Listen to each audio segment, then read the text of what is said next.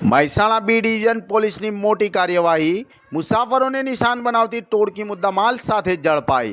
મહેસાણા શહેરમાં મુસાફરોને નિશાન બનાવી ચોરી કરતી ટોળકી સામે પોલીસને મોટી સફળતા મળી છે। મળતી માહિતી મુજબ બી ડિવિઝન મહેસાણા શહેરના રાધનપુર ચોકડી નજીક ચાણસમા પિકઅપ સ્ટેન્ડ પરથી એક મુસાફરને ગાડીમાં બેસાડી તેના પાસેથી ₹25,000ની રોકડ રકમ ચોરી કરવામાં આવી હતી। ઘટનાની ગંભીરતાને ધ્યાનમાં રાખીને પોલીસ દ્વારા સીસીટીવી ફૂટેજ અને સર્વેલન્સના આધારે તપાસ હાથ ધરવામાં આવી હતી। તપાસ દરમિયાન શંકાસ્પદ વેગેનાર કારની ઓળખ થઈ અને ટ્રેકિંગ બાદ રામોસણા ચોકડી પાસે ગાડી રોકી તપાસ કરવામાં આવી હતી।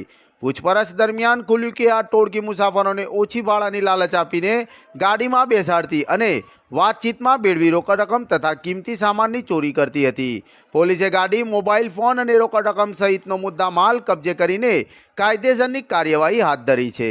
આ કામગીરી મહેસાણા પોલીસ માટે મોટી સિદ્ધિ માનવામાં આવી રહી છે અને શહેરમાં આવી ઘટનાઓ અટકાવવા માટે પેટ્રોલિંગ વધુ કડક બનાવવામાં આવ્યું છે।